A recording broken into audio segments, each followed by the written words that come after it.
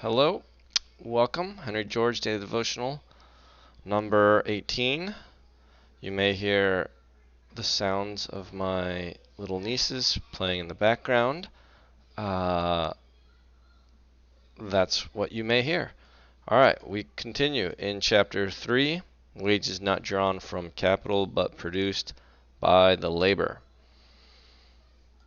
I haven't read Progress and Poverty since last Friday, and today is Wednesday, so I might be a little bit lost as to where we left off, but I know we were going through different people contributing to creating a thing, and George is saying that every point in that process, the thing being created increases in value, and so the owner of it is constantly having their capital increased. I believe that's what this substantive paragraph was covering. All right, we continue with George.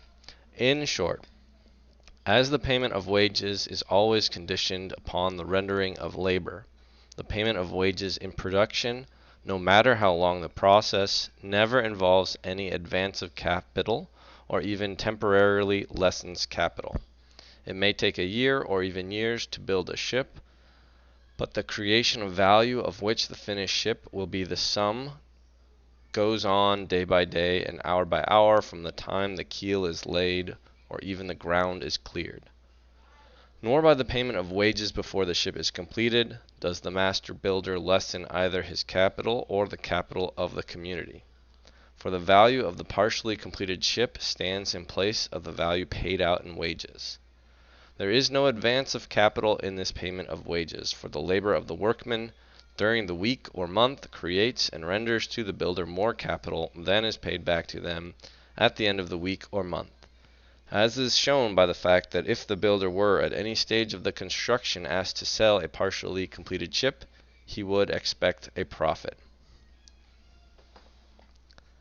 This is where, I mean, maybe selling a half completed like, how come there aren't companies? I mean, I guess you could say business to business, there are these companies that sell half completed ships all the time. So okay, if that is the model, like selling you know, ship ship structures, I don't know. And so when a Sutro or a St. Gothard tunnel or a Suez Canal is cut, there is no advance of capital.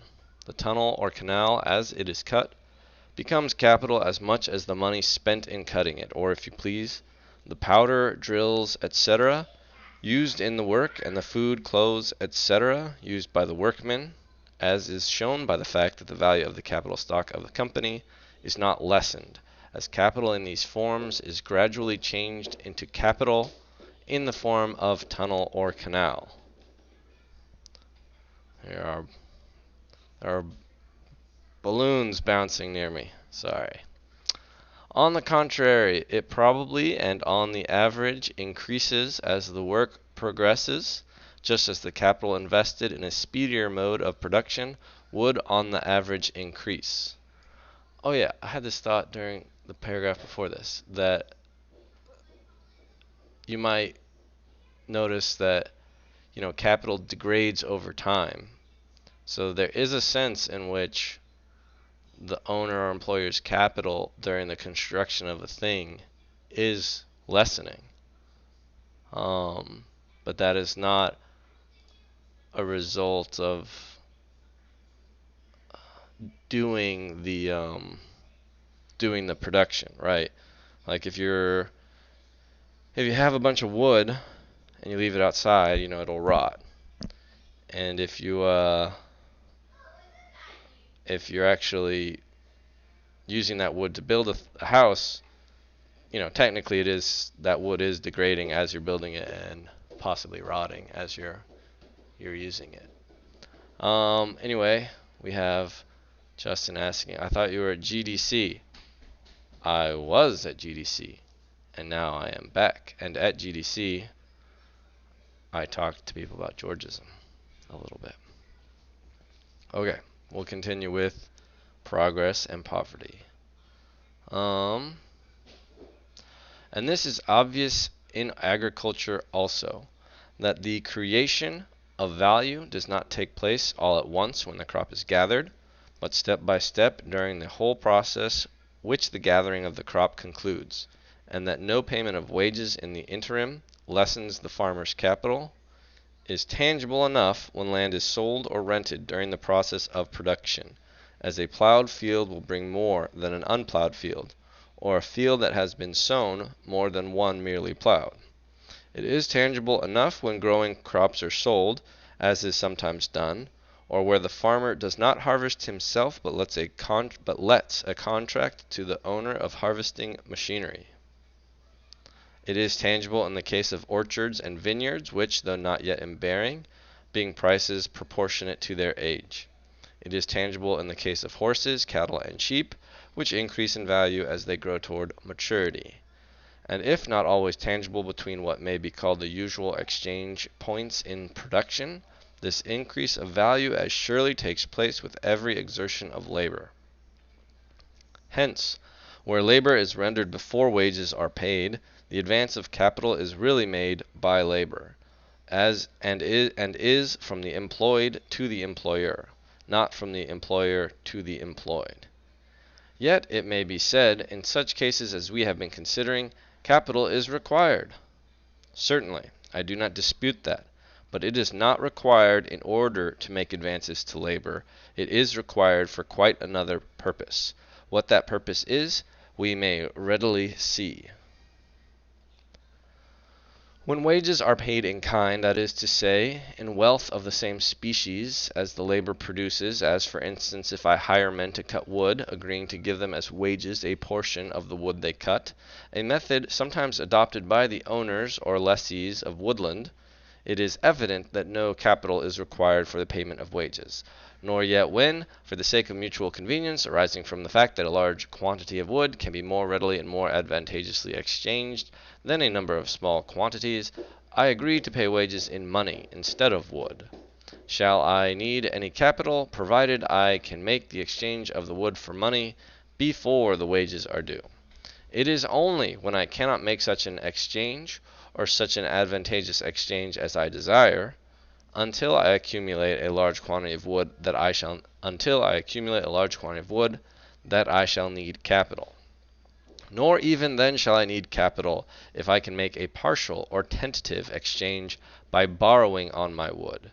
If I cannot or do not choose either to sell the wood or to borrow upon it, and yet wish to go ahead accumulating a large stock of wood, I shall need capital. But manifestly I need this capital not for the payment of wages, but for the accumulation of a stock of wood. Likewise in cutting a tunnel. Okay. If the workmen were paid in tunnel, which, if convenient, might easily be done by repaying them in stock of the company, no capital for the payment of wages would be required. It is only when the undertakers wish to accumulate capital in the shape of a tunnel that they will need capital. To recur to our first illustration, the broker to whom I sell my silver cannot carry on his business without capital. But he does not need this capital because he makes any advance of capital to me when he receives my silver and hands me gold. He needs it because the nature of the business requires the keeping of a certain amount of capital on hand, in order that when a customer comes, he may be prepared to make the exchange the customer desires. And so we shall find it in every branch of production. Capital has never to be set aside for the payment of wages when the produce of the labor for which the wages are paid is exchanged as soon as produced. It is only required when this produce is stored up, or what is to the individual the same thing, placed in the general current of exchanges without being at once drawn against, that is, sold on credit. But the capital thus required is not required for the payment of wages, nor for advances to labor, as it is always represented in the produce of the labor. It is never as an employer of labor that any producer needs capital. When he does need capital, it is because I think that's supposed to be he. It is because he is not only an employer of labor, but a merchant or speculator in or an accumulator of the products of labor. This is generally the case with employers. Okay? To recapitulate, the man who works for himself gets his wages in the things he produces as he produces them, and exchanges this value into another form whenever he sells the produce. The man who works for another for stipulated wages in money works under a contract of exchange. He also creates his wages as he renders his labor, but he does not get them except at stated times and stated amounts and in a different form. In performing the labor, he is advancing in exchange. When he gets his wages, the exchange is completed. During the time he is earning the wages, he is advancing capital to his employer. But at no time, unless wages are paid before work is done, is the employer advancing capital to him. Whether the employer who receives this produce in exchange for the wages immediately re-exchanges it or keeps it for a while, no more alters the character of the transaction than does the final disposition of the product made by the ultimate receiver, who may, perhaps, be in another quarter of the globe and at the end of a series of exchanges numbering hundreds. That's all you had to say, George. All right, that concludes chapter 3. Wages not drawn from capital but produced by the labor.